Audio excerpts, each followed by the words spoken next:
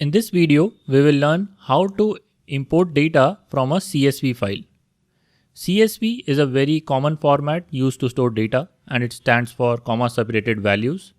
Let us check out the data in our CSV file. For this example, we are going to import data from this file, customer data West Arizona CSV.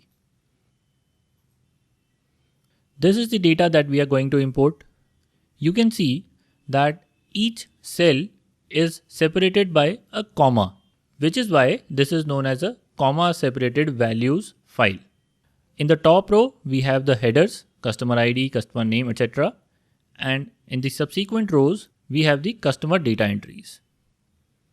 Let's go to Alteryx to import this file. Importing data from a CSV file is very easy. All we need to do is take this input data step, put it on the workflow window, and in the configuration window, select the drop down under this connect a file or database box.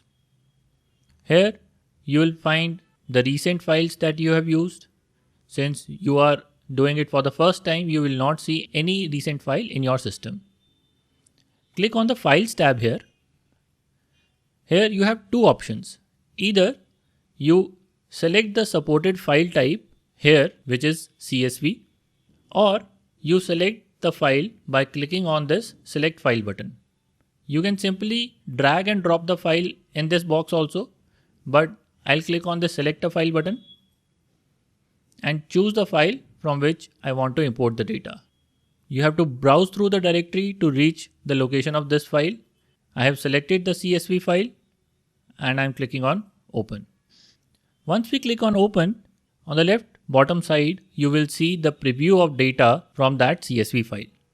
Now this CSV file had 21 records, which is why we are seeing 21 rows here.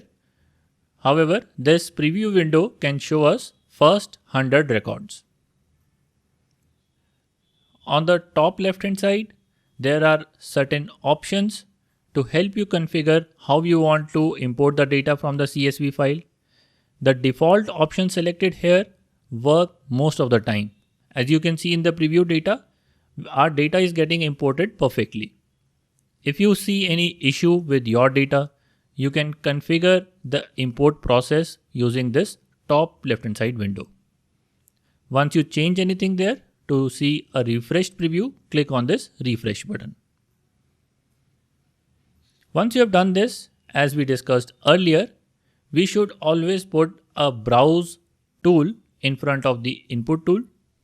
So I am putting this tool here.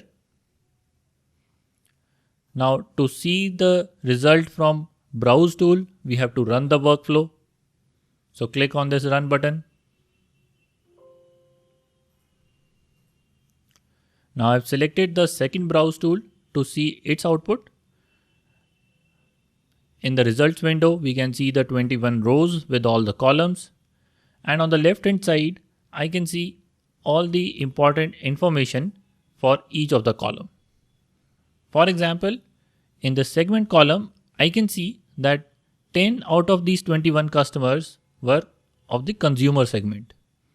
6 were home office type and 5 were corporate type.